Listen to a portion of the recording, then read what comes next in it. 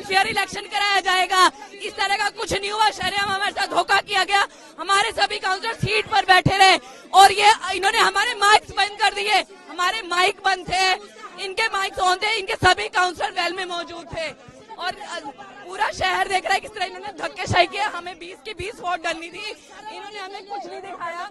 कोई ballot paper हमें show नहीं किया गया। पहले भी हमारे बैलेट पेपर पर निशान पाए गए। हमारे बैलेट पेपर के पीछे मार्क था, पेन से इन्होंने डॉट लगाई हुई थी। जब इनका वो प्लान फेल हो गया तो इन्होंने प्लान बी यूज किया। जो हमारी पार्टी आदेश कहेगी हम उसके अनुसार कहेंगे, पर जो भी इन्होंने किया ये शरेआम धोखा किया है। पहली बार इतिहास में ऐसा हुआ है कि काउंटिंग एजेंट को बुलाया तक नहीं गया और अपने आप रिजल्ट डिक्लेयर कर दिया गया। ये शरेआम जब बीजेपी ने देखा कि हम अभी अपनी पार्टी के जो सीनियर लीडर्स हैं उनके से डिस्कस करके जैसा भी वो हमें डायरेक्शन देंगे हम उसके अकॉर्डिंग जो नेक्स्ट स्टेप है हम उसके अकॉर्डिंग लेंगे।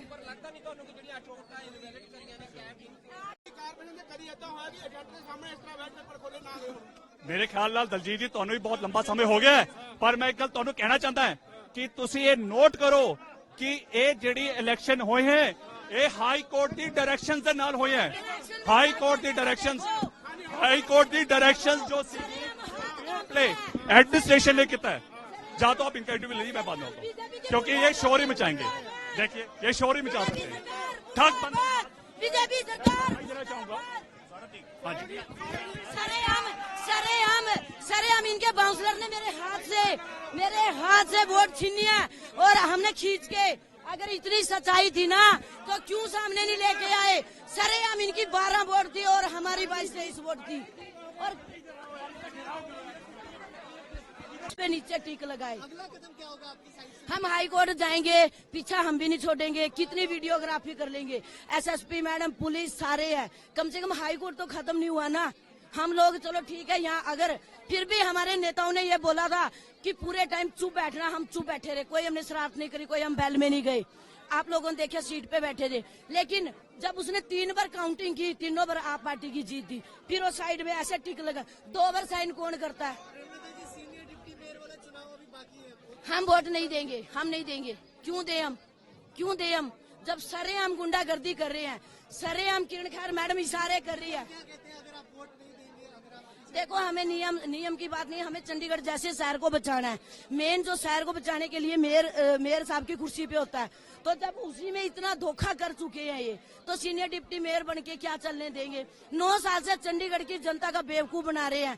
आप देखो ना, इनसे आज तक डड्डू माजरा का कूड़ा क्लियर हुआ है। इन्होंने पार्किंग कितनी महंगे रेट कर दिए हैं, ठीक है, पेट्रोल कितने महंगे कर दिया, दूध कितने महंगे कर दिया। अरे इन्हें तो राजगद्दी पे बैठने की आदत पड़ी है। कॉर्पोरेशन बीजेपी का ऑफिस है, ये कॉर्पोरेशन नहीं है, सिर्फ एक बीजेपी का। अगर डीसी साहब इतने खरे थे ना तो क्यों पूरा इलेक्शन करवा के नहीं गए? क्यों डीसी साहब बीच में उठ के चले गए? एक नई ज्वाइंट कमिश्नर मैडम आते हैं, बेचारे वो चुपचाप सारा तमाशा देख रहे हैं। आप निकलवाइए वीडियो, अगर उसमें हमारी 24 वोट ना हो ना, मैं काउंसलर अपना छोड़ दूंगी। मैं सरेआम देखी है मैंने 3 बार। Ward number 23 Premlata.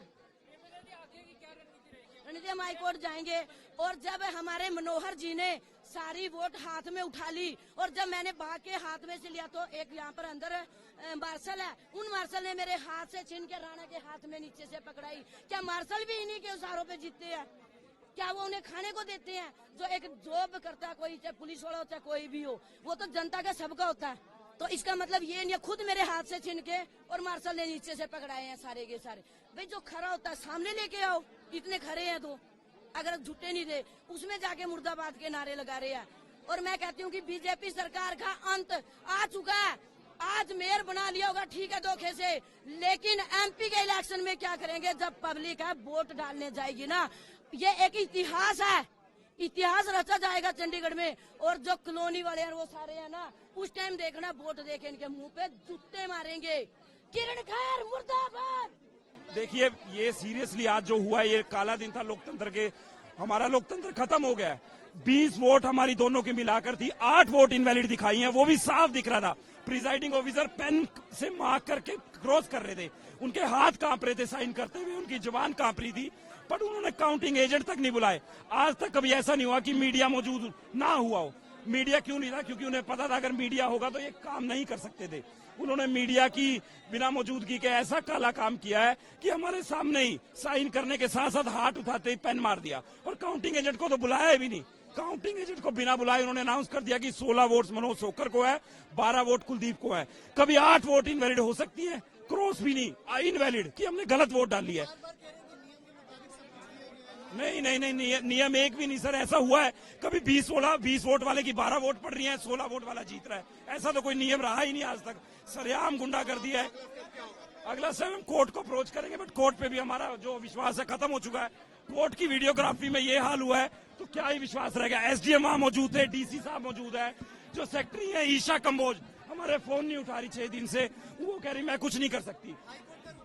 High court का रुख किया था, ये हाल है। इसके बाद शायद हम सुप्रीम कोर्ट बचे, सुप्रीम कोर्ट भी जाने की तैयारी में है। पर इतनी गुंडागर्दी, अगर इनको इतनी खुली छूट मिली है कि डीसी के सामने, एसडीएम के सामने ये हाल है, कोई फायदा नहीं है उस चुनाव का, कोई फायदा नहीं है। जब मेयर के चुनाव में 20 वोट हम पड़ रही थी, हमें उसको 12 कर दिया तो क्या रह जाएगा? अब प्रिजाइडिंग ऑफिसर जो थे वो चले गए। वीडियोग्राफी में साफ दिख रहा है उनके हाथ कांप रहे थे, उनकी जुबान कांप रही थी। पर इनकी गुंडागर्दी की कोई हदें नहीं थी, ये पार कर चुके हैं सारी हदें जी।